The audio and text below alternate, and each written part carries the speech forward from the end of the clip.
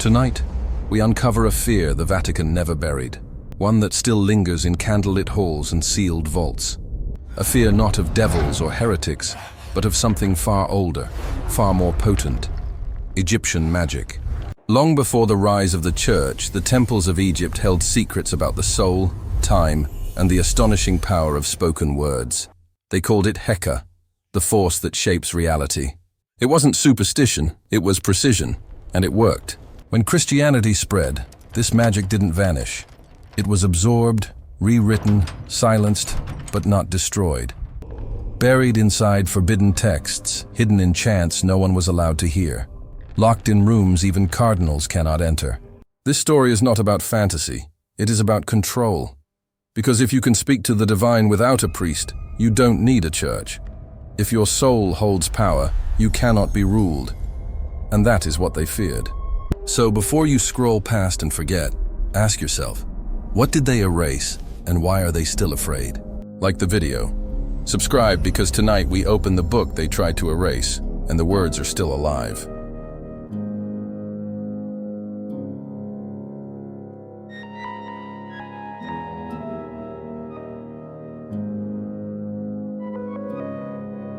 It was supposed to be locked away forever.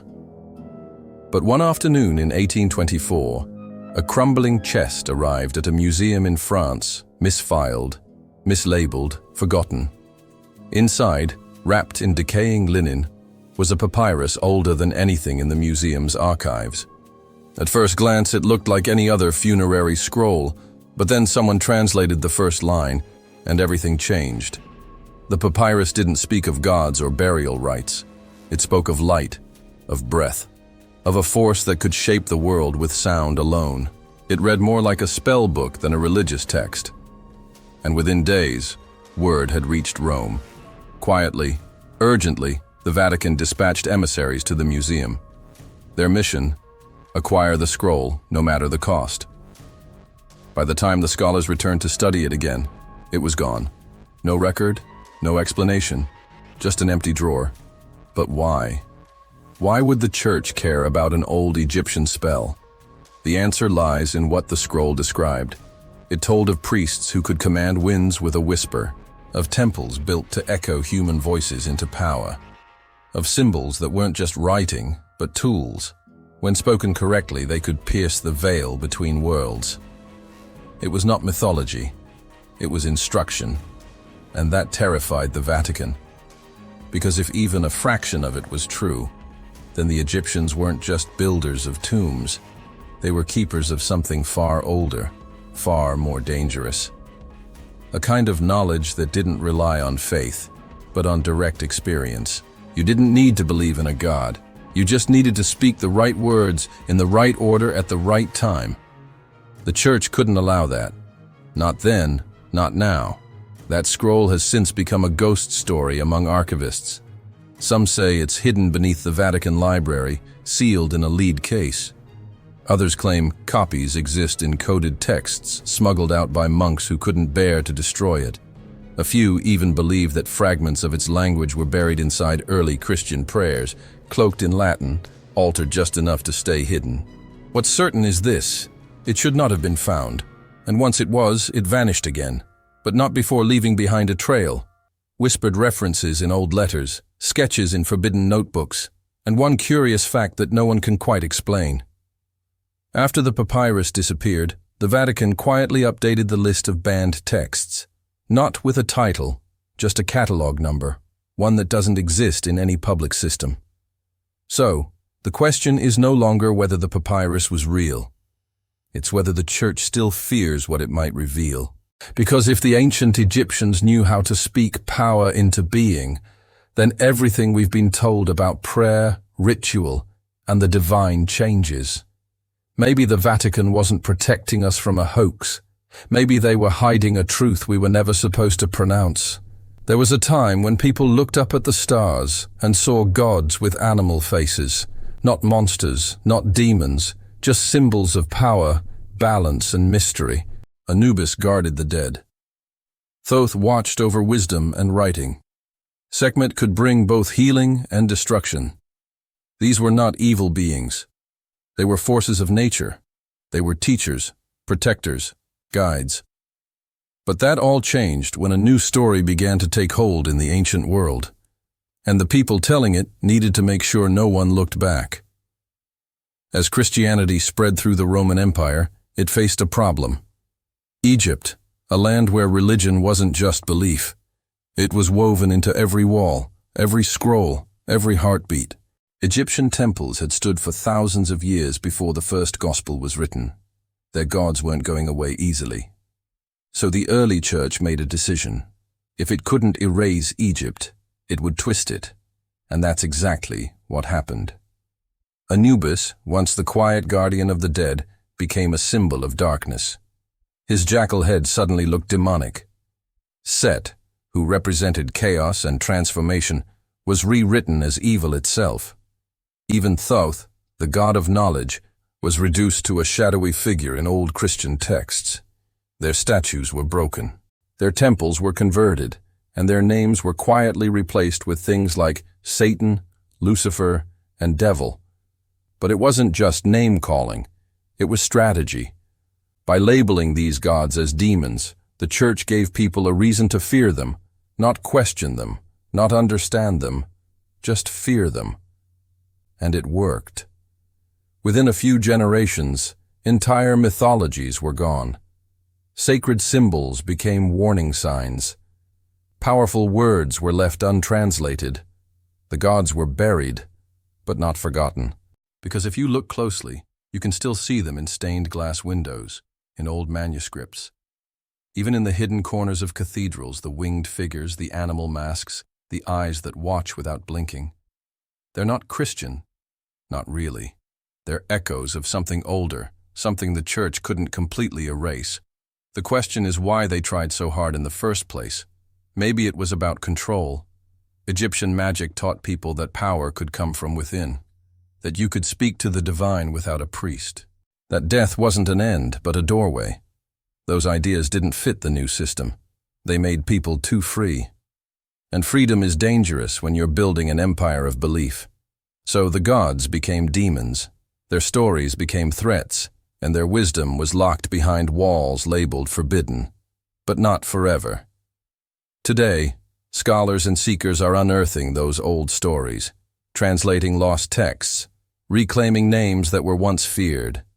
And the more we learn, the more obvious it becomes. These gods were never evil. They were just in the way. For centuries, the walls of Egypt spoke a language no one could understand. Temples covered in strange symbols, tombs filled with carved animals, birds, eyes, suns. People thought they were decorations or secret codes, but the truth was more dangerous. These symbols were not just pictures, they were words, and the church wanted them to stay silent. Before anyone could read hieroglyphs, the Vatican had already decided they were a threat. In the Middle Ages, church scholars warned that the Egyptian script was the language of sorcerers, that to study it was to invite madness. Some even believed hieroglyphs held spells, that saying them out loud could open doors better left shut. So they banned it quietly, but completely. Any books that tried to decode the symbols were destroyed. Scholars who showed too much interest were excommunicated. Libraries that held Egyptian texts were mysteriously burned. But the real reason behind the fear wasn't magic. It was memory. Hieroglyphs recorded a version of history that didn't match the Bible. Stories of gods who came from the stars, of time before time, of people who lived thousands of years before Adam and Eve. The church couldn't allow those ideas to spread. If hieroglyphs were ever translated, it would challenge everything. So they made sure no one could even try. For hundreds of years, the symbols were treated like a dead language from a lost world, until a young Frenchman named Jean-François Champollion decided not to listen. In 1822, after years of obsession, he cracked the code using the Rosetta Stone. He realized hieroglyphs weren't just symbols. They were sounds, a full written language, and once he read them, the past began to speak. And what it said shocked everyone. The texts described advanced astronomy, precise calendars, rituals older than the flood, spells for protection, healing, and travel beyond the body. These weren't primitive people. They were scientists, mystics, Timekeepers, keepers of a history that predated every Western scripture. And suddenly all the fear made sense, because the church hadn't been wrong to be worried.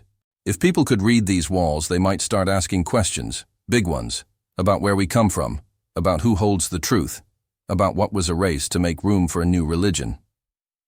After Champollion, hieroglyphs became history, safe to study, neatly placed behind glass. But even now some translations are kept locked away, some tombs are sealed off without explanation, and certain passages from ancient texts are missing from the official record. So maybe the question isn't why the church banned hieroglyphs. Maybe the question is what they still don't want us to read. Because every time a wall is translated, a piece of the story comes back. And maybe one day when enough of the symbols are understood, the full truth will return. Not just about Egypt, but about everything. The Egyptians didn't think words were just sounds. They believed words were alive. That speaking something, with the right intention and the right resonance, could shape the world around you. They believed that the right phrase, said at the right time, could heal, destroy, protect, or even raise the dead. To them, words weren't just a form of communication. They were the raw material of creation itself. They were magic. And that kind of belief, that kind of power placed in the hands of ordinary people, made the early church very, very nervous. In ancient Egypt, there was no real line between prayer and a spell. When a priest chanted a name, it wasn't a wish, it was a command. Names themselves held an intrinsic power. The more secret a name was, the stronger its magic became. They carved these powerful names and words into tombs and temples, not as decoration, but as active shields to protect the dead from harm. If your name was erased, it was said your soul would vanish forever. But if your name was spoken, especially in a ritual, you could live again.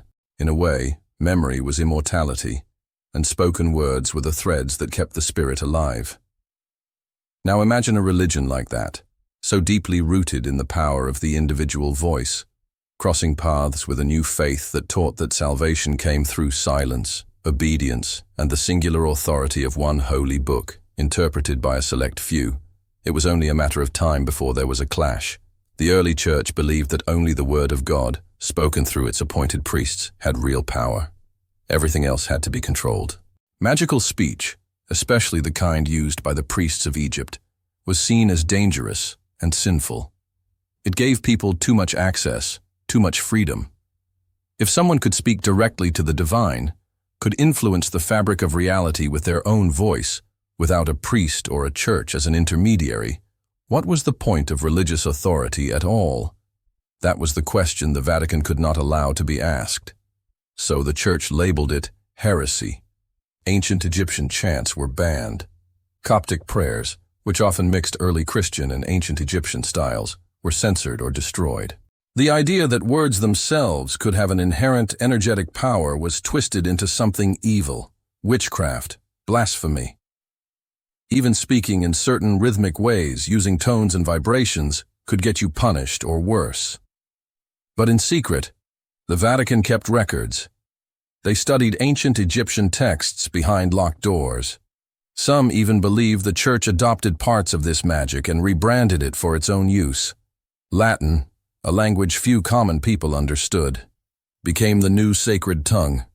Prayers had to be said in exact, unchanging patterns. Chanting became a cornerstone of monastic ritual. Silence became a tool of power. And while the church warned the public about the dangers of magical speech, it used those same principles of rhythm, repetition, and sacred language behind its own altars. Because deep down, they knew the Egyptians were right. Words change things. Even today, you can feel it. The way a certain sentence can make your skin tingle. The way a song lyric can stick in your head for days. The way a single name can break a heart or bring someone vividly back to life in your memory. It's not superstition. It's connection. It's intention. And it is very, very old. Maybe that's why the church feared it. Not because it wasn't real, but because it was. The Egyptians believed that when you speak with purpose, you tap into something larger than yourself, something timeless, something sacred, And once you know that, you can never unlearn it. The truth is, words are still magic. They always were. There's a spell in the Egyptian Book of the Dead that sounds like something pulled straight from a church sermon. It speaks of a soul rising, of a body reawakening, of light breaking through darkness. But it wasn't written by Christians. It was carved into tomb walls over 1,000 years before the first gospel was even whispered. And once people started translating it, things got uncomfortable very fast. The spell is simple on the surface. It's meant to guide the soul of the dead through the underworld and bring them back into life. But the words are powerful. They talk about being born again, about crossing a threshold of judgment, about standing before a divine force that weighs your heart against a feather of truth. And if you pass, you rise, not just spiritually, but physically. Your flesh returns, your breath returns, your name is called, and you live again in the fields of eternity. Does any of that sound familiar? To the first scholars who translated it, it felt like a disturbing echo, a profound sense of déjà vu. The parallels to early Christian resurrection stories were too strong, too numerous to ignore, but that raised a troubling question. How could Egyptian priests have described the resurrection of the dead in such specific, vivid detail long before Christianity ever existed? The church didn't have a good answer. So for a long time, they avoided the question altogether. Early translations of the Book of the Dead were limited, often kept within academic circles.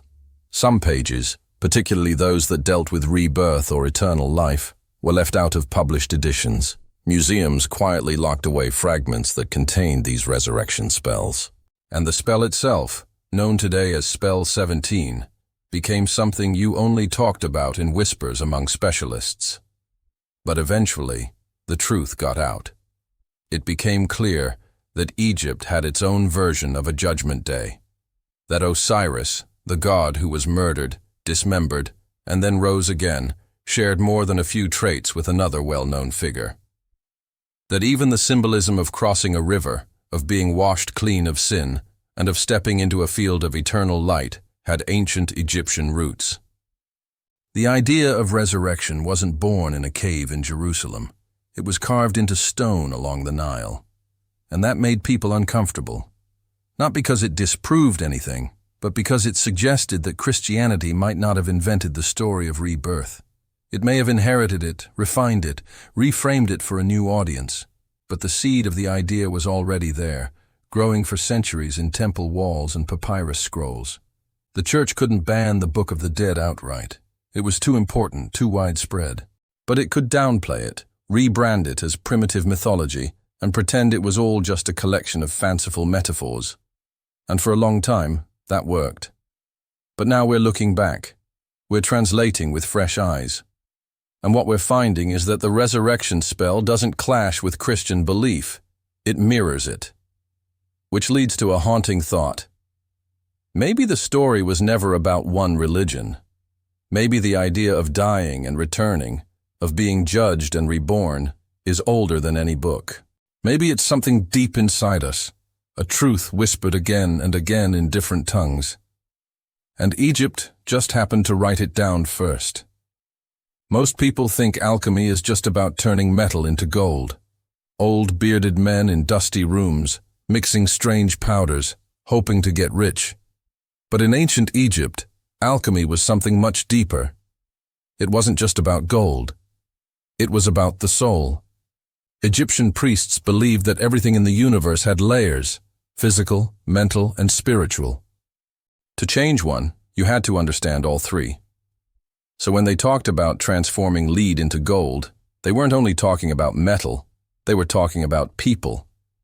About turning the heavy, dull, ignorant parts of a person into something pure, bright, and eternal. It was a kind of inner science, a spiritual technology. The symbols of alchemy, like the sun, the serpent, and the lotus, weren't just tools. They were stages of transformation. Lead represented the beginning, a state of darkness, of ignorance, of being trapped in the material world. Gold was the end, a state of light, full awareness, enlightenment. In their rituals, Egyptian mystics used colors, chants, and even specific smells to mimic these stages inside the human body. The goal wasn't wealth, it was rebirth. And this made the early church very uncomfortable, because it gave people a path to the divine that didn't require priests. You didn't need to be baptized or go to confession. You just needed to look inward, to refine yourself, to burn away what was false and become something new. That kind of power was dangerous. So the church labeled alchemy as pagan, then heretical, then forbidden, but it was never forgotten. Behind closed doors, Christian mystics and philosophers quietly studied old Egyptian texts. Some even borrowed from them. The idea of purifying the soul, of going through a symbolic fire to reach heaven, shows up again and again in Christian mystical writings. But the connection to Egypt, the original source, was erased on purpose. Alchemy became a joke in the public eye, a failed science, a fairy tale. But that's not how it started. In fact, the word alchemy itself comes from the Egyptian word chem, meaning the black land, the rich, fertile soil of the Nile, the place where life begins. The Greeks added the prefix al when they took the knowledge and passed it through the Islamic world. By the time it reached medieval Europe, the original meaning was almost gone. But the secrets were still there, hidden in symbols, disguised in code. Some believe the final goal of Egyptian alchemy was not just to change the soul, but to activate something dormant within the body, a spark, a serpent of energy that could awaken higher senses, a vision beyond the ordinary, an energy that could bend reality. And if that sounds like magic, maybe that's the point. Maybe the greatest treasure Egypt offered wasn't the gold in its tombs. It was a process, a map, a way back to yourself. So the next time you hear about alchemists searching for gold, remember they weren't just chasing wealth. They were chasing light. They were chasing truth. And the church wasn't afraid they'd succeed in getting rich. They were afraid they'd succeed in waking up. Long before Latin hymns echoed in cathedrals, before crosses stood over temples, there was a figure with the head of an ibis and the knowledge of the gods. His name was Thoth. To the ancient Egyptians, Thoth wasn't just a god. He was the mind behind magic, the keeper of time, the writer of all spells. And his followers, the priests of Thoth, were trusted with something most people were never meant to see, the raw language of creation. These weren't ordinary priests. They weren't just leading ceremonies or blessing crops. They were scholars, scribes, mystics.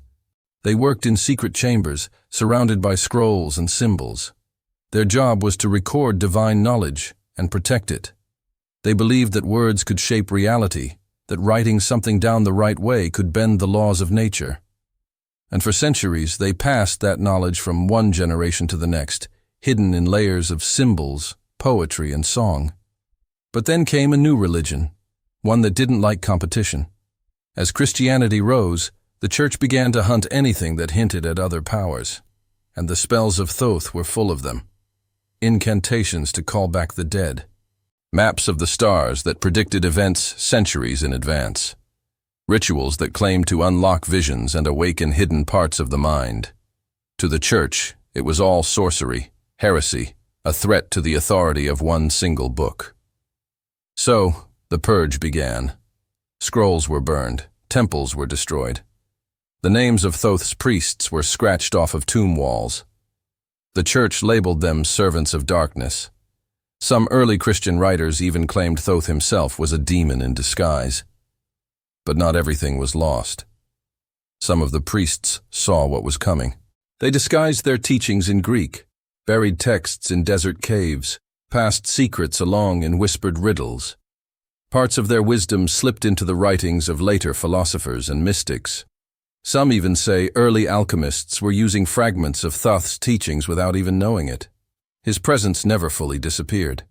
It just went underground, and the Vatican knew it. In secret libraries beneath Rome, locked behind iron doors, are documents that mention Thoth by name, spells written in ancient Coptic, star charts that don't match any modern system, pages so old they crumble when touched. The church didn't destroy everything. Some things they kept, maybe to study, maybe to control, but definitely not to share. Because here's the truth no one wants to say out loud. The priests of Thoth believed that knowledge was divine, that learning was a form of worship, that curiosity could lead you closer to the gods. And the church feared that, because if people could discover truth on their own, what would they need priests for? So the priests of Thoth were erased from history. Not because they were wrong, but because they remembered too much. Look up at the night sky. To us, it's just stars, distant suns, random lights scattered in the dark. But to the ancient Egyptians, it was a map, a living code. They didn't just look at the stars, they listened to them. They believed the sky spoke in patterns, and one of the oldest and most powerful symbols in that cosmic language was the serpent. In Egyptian temples, you'll find snakes carved into ceilings, slithering through the sky next to constellations and planets. These weren't just decorations, they were instructions. The serpent represented energy, flow, transformation. It moved between worlds, between life and death, earth and sky, the physical and the spiritual. And when combined with certain stars, that snake became a tool. Egyptian priests used this knowledge in their magical rites. They aligned rituals with specific constellations. They whispered names of stars during healing spells. They built temples to mirror the heavens. Some chambers were designed so that once a year, during a specific celestial event, a beam of starlight would fall on a statue or an altar. That moment wasn't just symbolic, it was power. The sky was charging the ritual, and the church didn't like that one bit. See, early Christianity taught that God was separate from the stars, that worshipping the heavens was pagan, dangerous, blasphemous. So any Egyptian texts that talked about astrology, cosmic timing, or serpent symbols were either hidden or destroyed. Star maps were declared heretical, and serpent magic was renamed serpent worship, twisted into something evil. But the truth is, Egyptian serpent and star rituals weren't about worshipping snakes or bowing to planets. They were about tuning in. The priests believed the universe was alive, that everything moved with purpose, and that by understanding those patterns, you could align yourself with something bigger, heal faster, think clearer, even unlock hidden parts of the soul. And that idea, that human beings could access divine power without permission, was terrifying to a church that wanted total control. So the Vatican erased it, or tried to. But bits and pieces survived. Some of the earliest Christian symbols secretly carried this knowledge: the serpent on the cross, the halo of stars around Mary. Even the timing of major holidays like Christmas, aligned with solstice patterns, shows traces of old star rites, hidden in plain sight. Today, scientists are discovering that ancient Egyptian astronomy was incredibly advanced. They tracked Sirius with an accuracy that still baffles modern researchers. They built entire calendars based on star cycles. But what they didn't write down, what they only passed from priest to priest in ritual, was how those stars made them feel, what they saw during those moments of perfect alignment, what they feared, what they awakened. Maybe some of it was symbolic, maybe some of it was real. But one thing's certain, the Egyptians weren't just watching the stars, they were speaking with them. And the Vatican, sitting under its own dome of painted skies, still isn't ready to admit how much those voices once said. The Bible didn't come from nowhere. It came through time, through people, through scrolls that once sat in Egyptian hands. And while the church tried to silence the origin, the echoes never fully faded. You just have to know where to listen. Right in the middle of St. Peter's Square, surrounded by marble columns and millions of tourists each year, stands something that doesn't quite belong. It's not a cross. It's not a statue of a saint. It's a 4,000-year-old Egyptian obelisk. And it didn't start its journey in Rome. It came from Heliopolis, the city of the sun. Once it stood in a temple dedicated to Ra, the sun god. Now it casts its shadow over the heart of the Vatican. Most people don't even notice it. They walk past it, take selfies near it, maybe wonder why it's there. But the truth is stranger than most would guess. Because this obelisk isn't just decoration. It's a message, a memory, a relic of a time when Egypt held the secrets of the stars and the soul. And the Vatican didn't just steal it. They planted it in their most sacred space, right on top of something hidden. The obelisk arrived in Rome long before Christianity rose to power. Roman emperors brought it back as a trophy, a symbol of conquest. But when Christianity became the dominant religion, instead of tearing it down, the church kept it, moved it, protected it. And then, during the 1500s, something strange happened. They dug under it. They realigned it. They performed a secret ceremony before raising it again. And after that, the square was redesigned around it. Why? Some believe it's just art, a piece of history on display. But others think differently. Obelisks were not just monuments. They were spiritual antennas. In ancient Egypt, they were believed to connect Earth to the heavens. Placed at temple entrances, they drew in cosmic energy and divine light. The tip was often covered in gold to catch the sun's rays. They marked sacred geometry, ritual power. So, what happens when you plant one right in the center of Christianity's most powerful location? And what lies beneath it? There are rumors, whispers among historians and researchers that under the Vatican's obelisk is a sealed vault, that before it was moved, church engineers discovered something buried beneath. Not Roman, not Christian, Egyptian. Some say it's a hidden chamber from when Rome still followed ancient rites. Others believe it contains scrolls, maybe even one of the lost books of Thoth. The Vatican has never commented. No one is allowed to excavate the area. All official documents related to the move are vague. What's clear is this. The church went through an enormous effort to keep that obelisk standing, perfectly centered, perfectly aligned.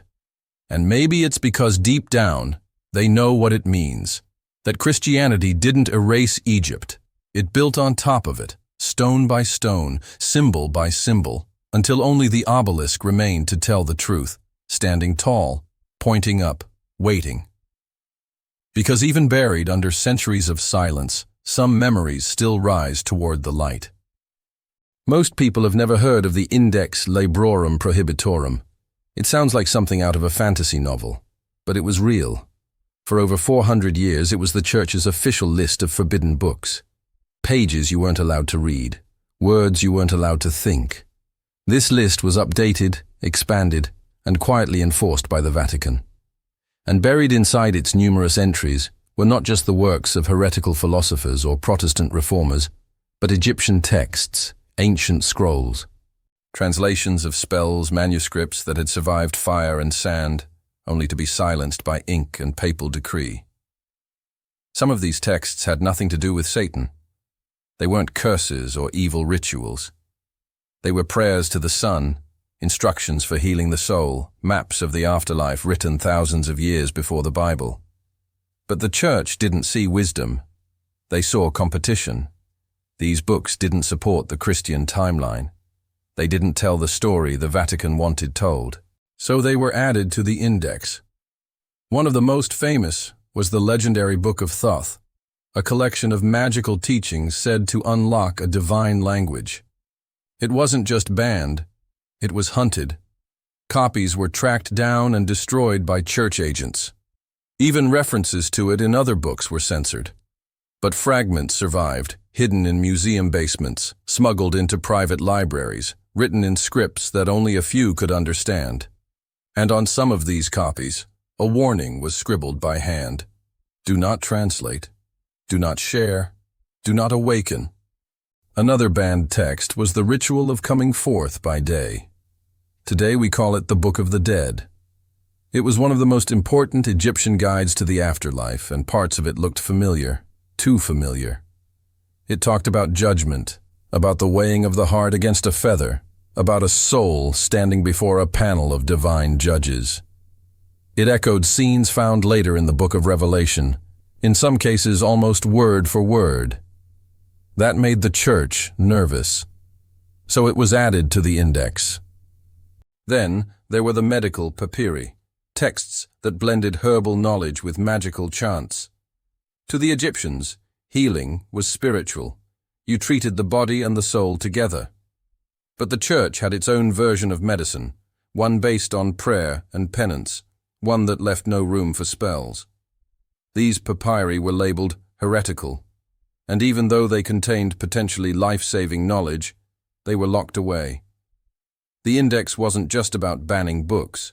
It was about erasing stories, silencing voices, reshaping history until it fit inside one narrative, a clean one, a safe one. But here's the twist. Even after the index was officially abolished in the 1960s, some texts were never removed from the Vatican's private, restricted collections. They stayed forbidden, not because of evil, but because of what they might reveal. In the 1600s, while Europe argued over theology and power, a small group of men boarded a ship bound for Egypt. They wore simple robes, carried crucifixes, and spoke in whispers. Officially, they were missionaries. But their mission wasn't about converting anyone.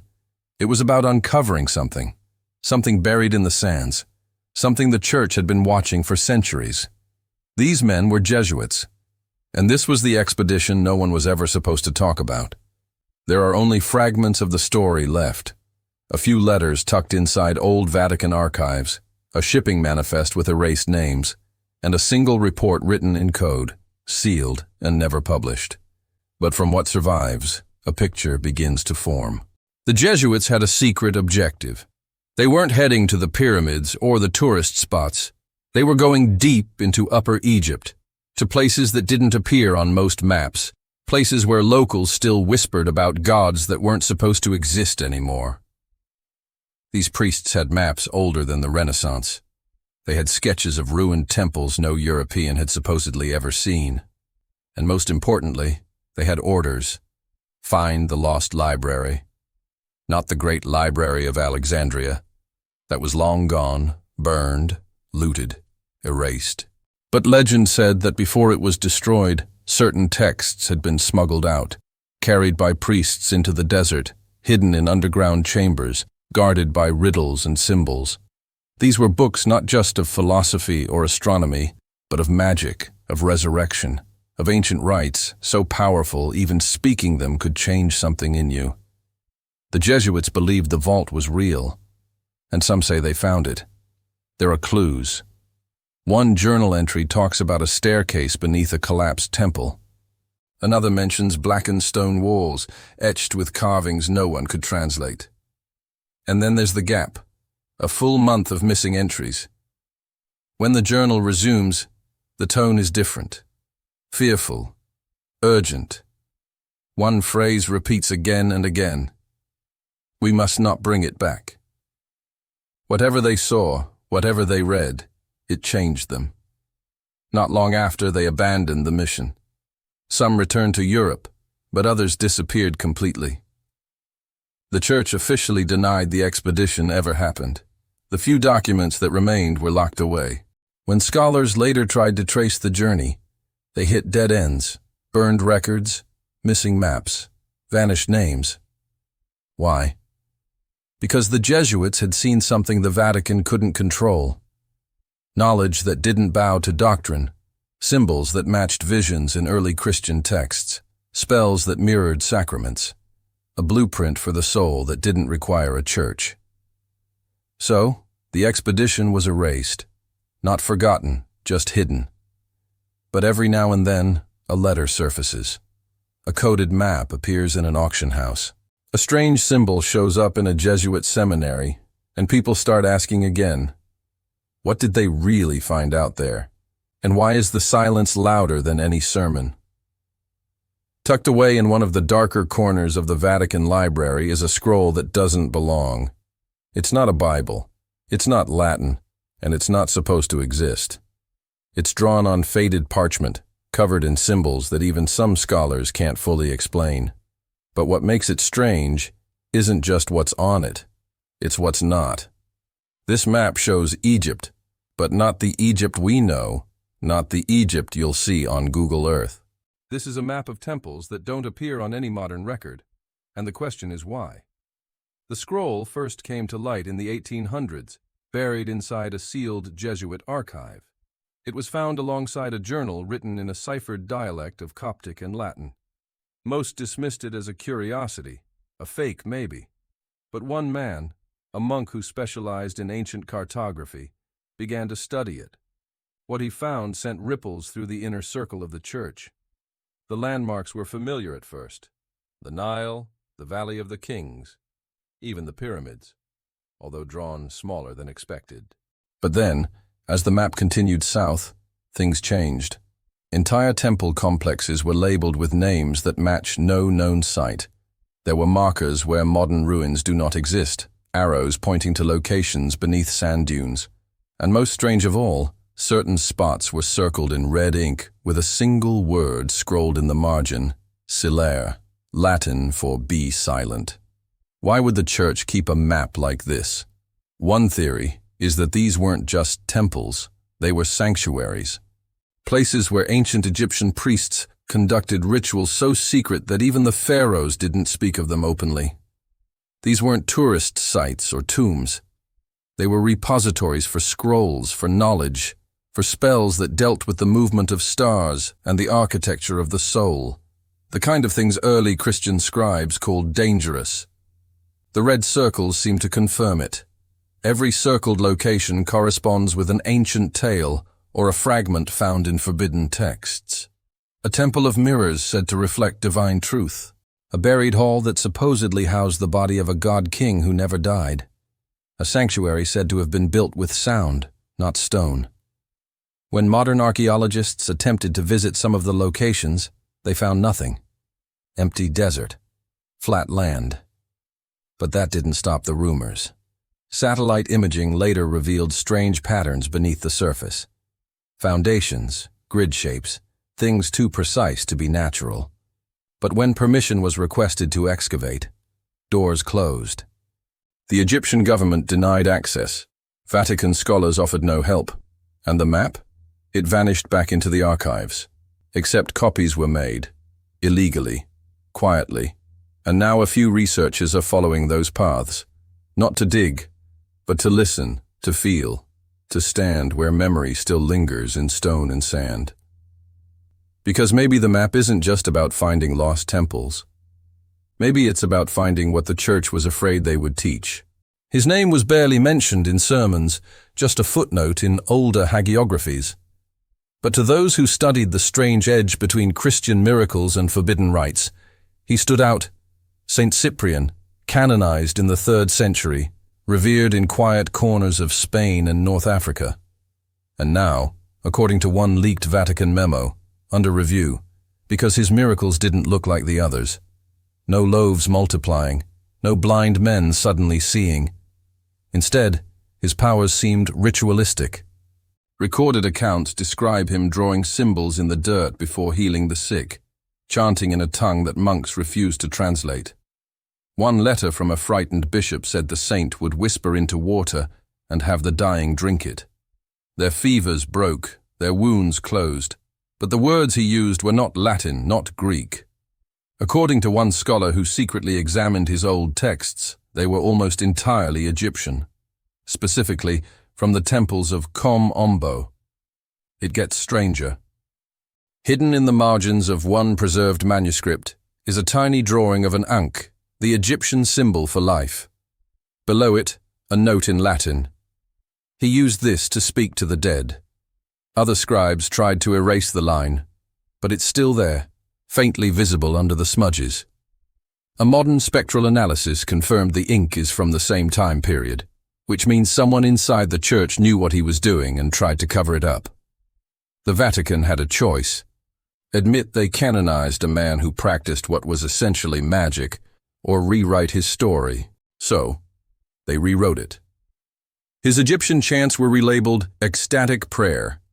His spell circles became symbols of divine focus. The water ritual was now explained as a holy blessing. But in older versions of the same tales, the truth leaks through. Eyewitnesses said he carried a pouch of herbs from Alexandria, that he spoke of calling down fire from the sky through the names of the old gods. His cloak was embroidered with stars and serpents, not crosses. Some said he studied in Egypt before joining the church. Others whispered he was already a priest of Thoth before he ever heard the name of Christ. Either way, his fusion of traditions worked. People were healed, storms were calmed, and for a while, Rome tolerated it because results spoke louder than rules. But now, with digital access to ancient manuscripts growing and forbidden texts being quietly translated, his story is drawing attention again. The Vatican has reportedly begun a re-evaluation of his sainthood. They fear that if people connect the dots, they'll realize his miracles weren't miracles at all. They were spells, Egyptian ones, and if one saint used them, how many others did too? Maybe the line between miracle and magic was never that clear. Maybe it was never meant to be. It was kept in a sealed display case, buried deep in the restricted archives of the Vatican Ethnological Museum. No signs, no documentation open to the public, just a faint hum behind thick glass, and something the archivists had no name for. A black stone tablet no bigger than a dinner plate, carved with strange symbols that looked suspiciously Egyptian. But this was no ordinary relic because late at night, when the lights were off, the glyphs glowed. Not like paint or chemicals, not like anything man-made. The light was soft and golden, like candlelight trapped under the surface of the stone. And according to a 1973 security report, never meant to be released, it pulsed in rhythm with nearby voices, especially during prayer. That's when someone finally checked the carvings. A scholar brought in under strict silence compared the glowing glyphs to pages from the Book of the Dead. His conclusion: they weren't just similar, they were exact matches, line for line, stroke for stroke. Even the damaged corners of the glyphs matched torn sections of a papyrus found in Thebes centuries earlier. The Vatican didn't deny it. They just classified the report and reassigned the scholar. He never published again. What makes this more terrifying is what the Book of the Dead actually is. It's not a storybook. It's a manual, a guide to the afterlife, full of spells and instructions for the soul's journey through death. The glowing tablet didn't just have pictures. It had directions, lines that translated to things like, "Speak, and the gate will open," and "Name the stars, and become light." These weren't metaphors. The Vatican suspected they were activations, but of what? There are unconfirmed reports from the 1980s of scientists from the Pontifical Academy being brought in to test the artifact. The lead physicist, a man known for debunking miracles, resigned a month later. His personal notes, leaked by a colleague, mention non-thermal luminescence without energy source and coherent glyph field, possibly reactive to thought patterns. That last line was crossed out in red ink. The Vatican tightened access shortly after. Only 2 cardinals have clearance to view the object now. The stone itself has been moved 3 times in the past 10 years. But a former custodian who worked 1 floor below the chamber said sometimes in the middle of the night, the lights would flicker and a golden glow would leak through the cracks in the floorboards. He never went back. Theories range from alien technology to lost Atlantean relics. But the truth might be simpler. The ancient Egyptians believed words had power, that symbols carved with divine intent could hold the essence of gods. Maybe this tablet isn't a relic. Maybe it's still active, still listening. And maybe that's why the church keeps it locked away. Because if it responds to prayer, who exactly is it answering? They called it a scheduled inspection, a routine maintenance task. But nothing about what happened that day in 1972 was routine. The vault in question hadn't been touched in over 400 years. Its lock was older than most countries. Its seal carried the mark of a pope whose name had been quietly erased from official records. No one even remembered what was inside, only that it was never supposed to be opened.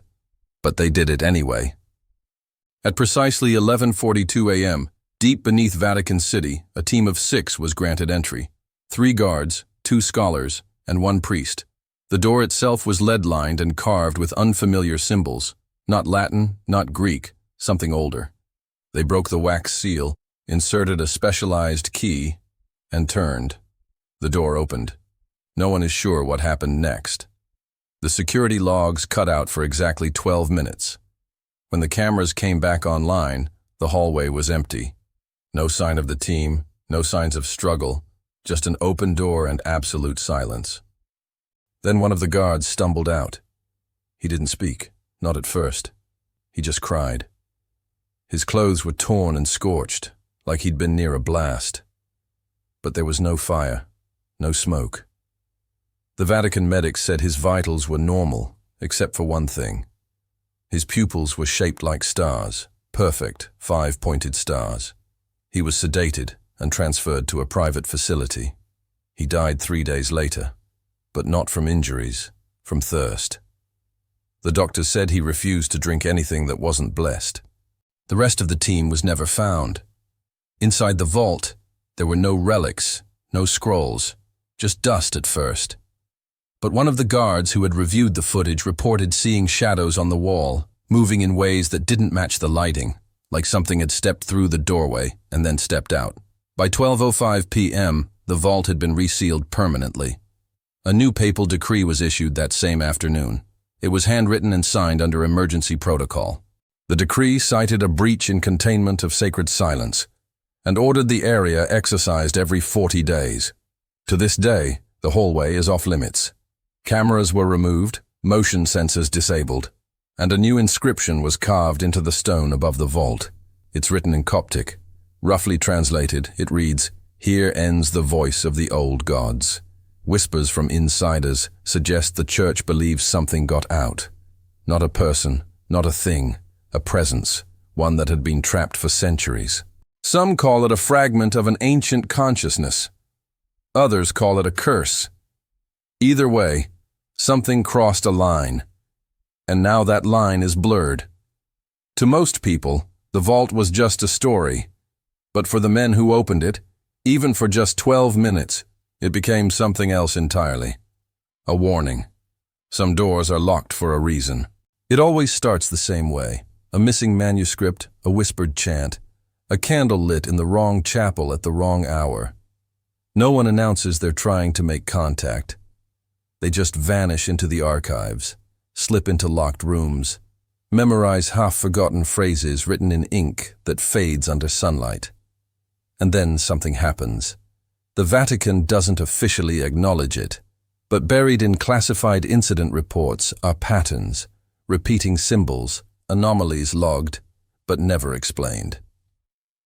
In 1983, a monk from a French monastery was found unconscious beneath the crypt. Around him were ash circles, drawn in soot from burned incense not used since the 5th century. He had written a word on the stone floor. It wasn't Latin, it wasn't Greek, but it matched a glyph from a banned Egyptian scroll last seen in a private Jesuit collection. He woke up 3 days later, and he didn't remember anything, except for one sentence he repeated over and over. He spoke through the flame.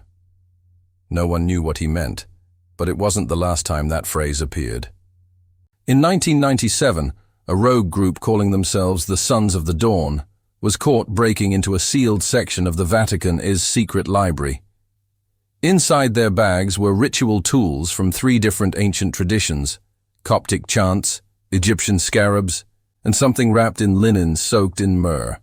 A bone, human but unusually light, as if hollowed out.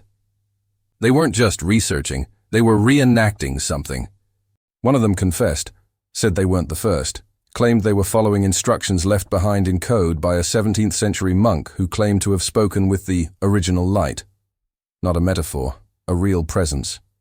He said they were trying to bridge the gap between this world and what he called the deep temple, a plane of truth buried beneath time. They believed Egyptian ritual magic wasn't superstition.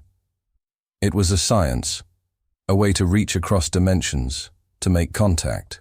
But something always goes wrong. Every one of those attempts ends in silence, memory loss, illness, madness, or worse. The Vatican doesn't prosecute. They cover it up. They move the bodies, they burn the pages, and they revise the records. Still, the attempts keep happening. In the hills of Italy, A small group of monks was expelled after building a hidden underground chapel. On the walls, they had painted stars aligned in the ancient Egyptian calendar. At the center was a symbol of a mouth surrounded by flames, the same symbol found in spells meant to awaken the soul after death. Why keep trying? Because some believe the veil is thinner now. That time has begun to fold, that the chants and spells that once opened doors between the worlds might work again if spoken at the right hour in the right place. And some are no longer asking for permission. They aren't just trying to contact something, they're trying to bring it back.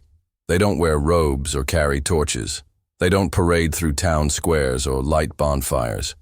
But make no mistake, the Inquisitors never disappeared. They just changed uniforms. And their targets aren't heretics screaming blasphemy from cathedral steps. They're whispers, hidden things, ancient forces that don't belong in the modern world, but somehow keep showing up anyway. The Vatican calls them the Custodes Umbrae, the keepers of the shadow. Officially, they don't exist. There's no office, no budget, no public record. But if a sealed box full of Egyptian charms washes up on a beach in Crete, or a scroll written in vanished hieroglyphs starts affecting everyone who reads it, these are the ones who get the call. Most of them are priests, but not the kind that give Sunday Mass. They're polyglots, fluent in forgotten tongues. They've memorized prayers that haven't been spoken in 1,000 years. Some trained in monasteries you won't find on any map. Others studied under desert mystics or Coptic elders who still trace their lineage back to Thoth's temples. They're not allowed to publish, not allowed to tell their families what they do, and they work under direct orders from a division even deeper than the Congregation for the Doctrine of the Faith. When they travel, they don't wear collars, just plain clothes, but always with one item, a hidden relic, a charm, a sigil, something old, something protective. Because what they investigate isn't safe. One file tells of a mission to a private library in rural France, where a landowner claimed to have found a book that whispered. The team arrived quietly. No fanfare. 3 men, 2 women, all with theological training and something else too, something no one talks about. They retrieved the book, but one of them didn't return. The others said nothing. Just filed the report, marked it with the highest classification, and disappeared back into silence. The Church says these agents are protectors, that they keep dangerous knowledge out of the wrong hands. But others wonder if they're really just silencers, not stopping evil, just stopping questions. A rogue Jesuit once wrote that the Custodes don't just seal away magical texts, they burn them. That some rituals are so close to unlocking forbidden truths, the Vatican would rather erase them entirely. Even stranger are the rumors that some agents begin to change, that working too long with these anomalies does something to them. One supposedly stopped aging. Another went blind but could still describe events happening miles away. None of these things are confirmed, but the files are full of redacted names, mission dates, and quiet warnings. In an age of satellites and digital archives, you'd think magic would be dead, that it would vanish under the weight of science. But it hasn't. It hides. It slips through cracks. And the Vatican knows that, which is why the old systems were never shut down, just upgraded. Because in the end, it's not about belief. It's about control. And some spells, no matter how ancient, still work. It started as a footnote in a dusty file deep inside the Vatican archives. Category: anomalous healings. Most were obvious fakes, relics that glowed under candlelight, holy water that bubbled. But one case was different, not just because of the result, but because of who was watching. The year was 1974. A Jesuit medical observer stationed in Cairo was summoned to a rural monastery near Asyut. A local boy, no older than 8, had been declared terminal by every hospital he'd seen. His lungs were failing. No antibiotics worked. His family had given up. But then something strange happened. An old monk, one no one had seen in years, brought out a scroll. It was wrapped in black cloth, sealed with a wax emblem that looked older than the monastery itself. The writing wasn't Arabic, not Coptic, not Greek. The symbols twisted like vines and pulsed under the candlelight. It was Egyptian, but not like anything they'd ever seen. The monk began to read. It took hours. His voice was calm but forceful. At certain points, he would stop and touch the boy's chest. The room felt heavy, like the walls were listening. And when it ended, the boy opened his eyes. He coughed once, then sat up. The fever was gone. His breathing was normal. Within a day, he was walking. The Jesuit observer documented everything. He took photographs, copied the symbols, recorded what parts of the chant he could remember. Then he sent it to Rome. That's when the real silence began. The scroll was taken. So was the monk. The monastery denied the event ever happened. The Jesuit was reassigned to a remote posting in Brazil, but not before he left a letter, hidden among his personal effects, found years later.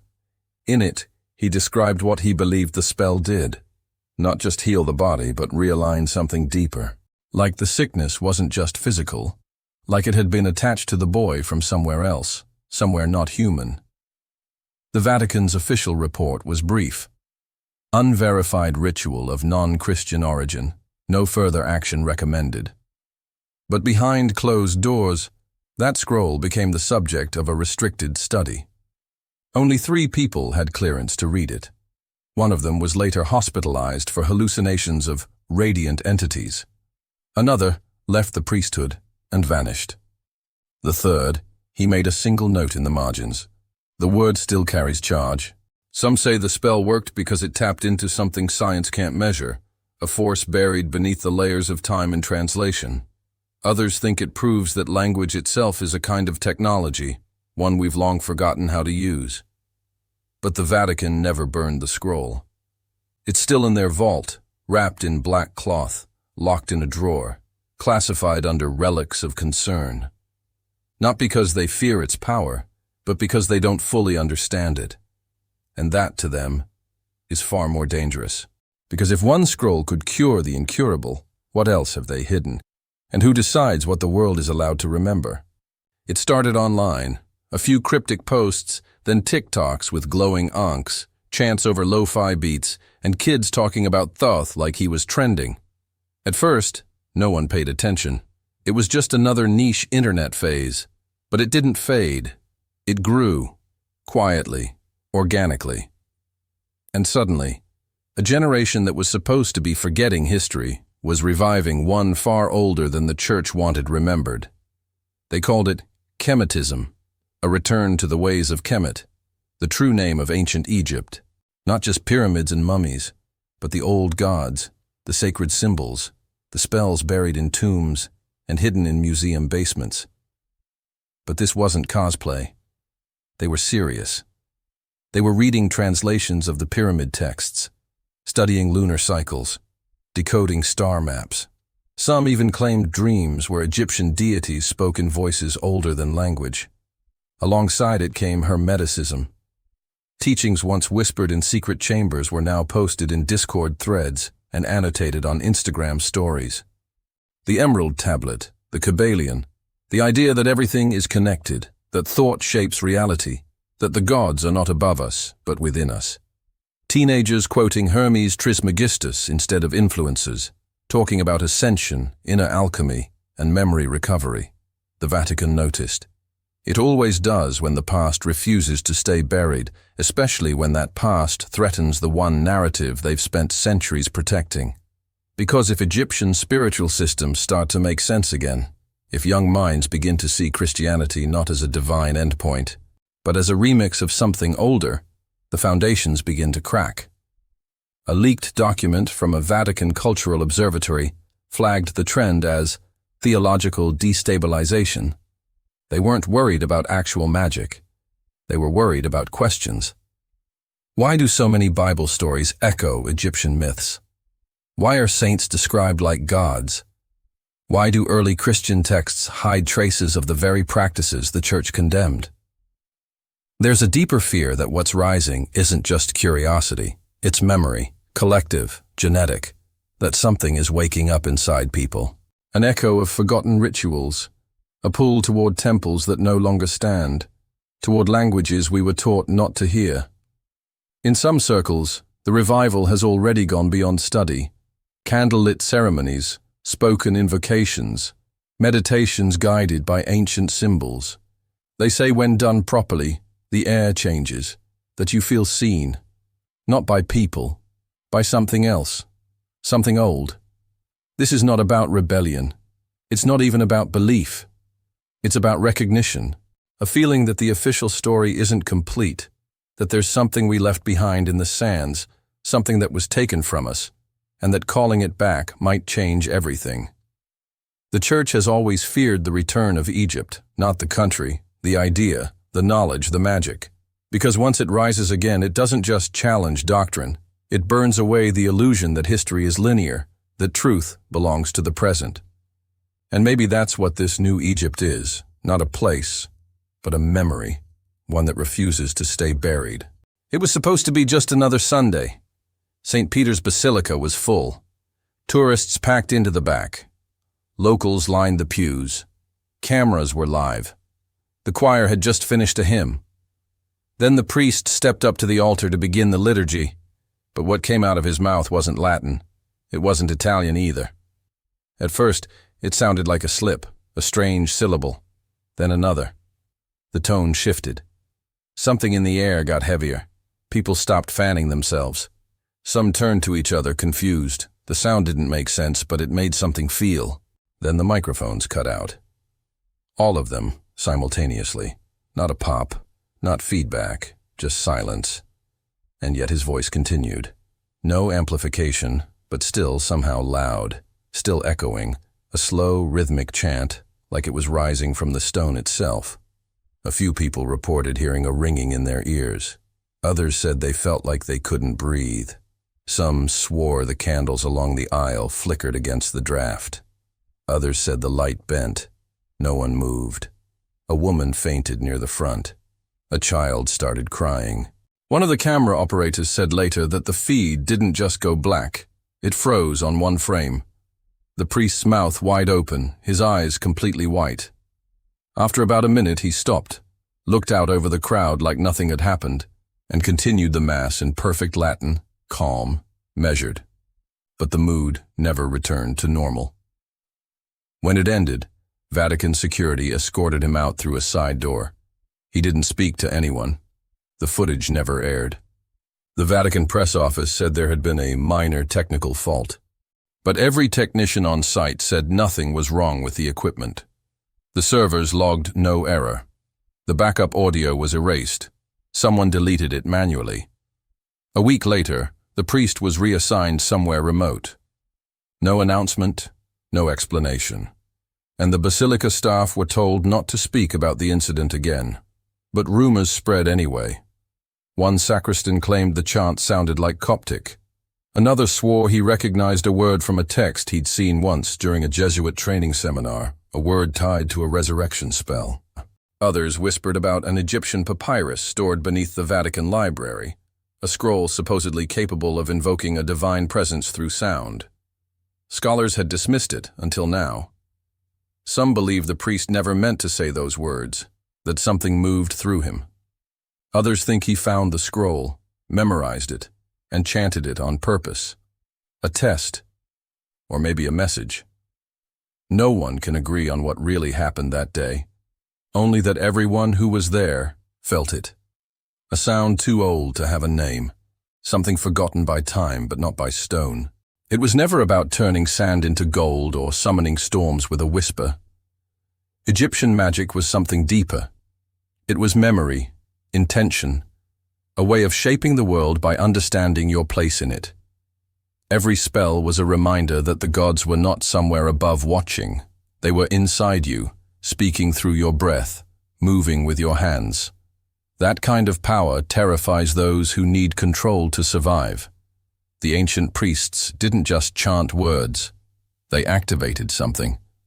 They believed that names had power, that knowing the true name of a thing meant you could shape its destiny. And the Church knew this, not just feared it, but studied it, quietly, secretly, while telling the rest of the world it was dangerous, evil, heresy. Because the truth behind Egyptian magic wasn't chaos. It wasn't even rebellion. It was independence. The kind that can't be ruled. If you could speak to the divine yourself, what use would you have for a priest? If you could protect your soul with your own voice, who needs a savior? That question has echoed for centuries. And that is why they buried the scrolls, why they burned the names, why they rewrote the past in Latin, and erased the papyri written in stars and breath and silence. Freedom isn't just a political word. In Egypt, it meant you were unbound. Your soul could travel beyond death. Your mind could hold light. You could become something more than flesh, more than what others said you had to be. And that scared them more than any demon. Even today, you can still feel the tension. Why do modern researchers get denied access to the oldest texts? Why are certain artifacts still kept locked away behind stone and steel?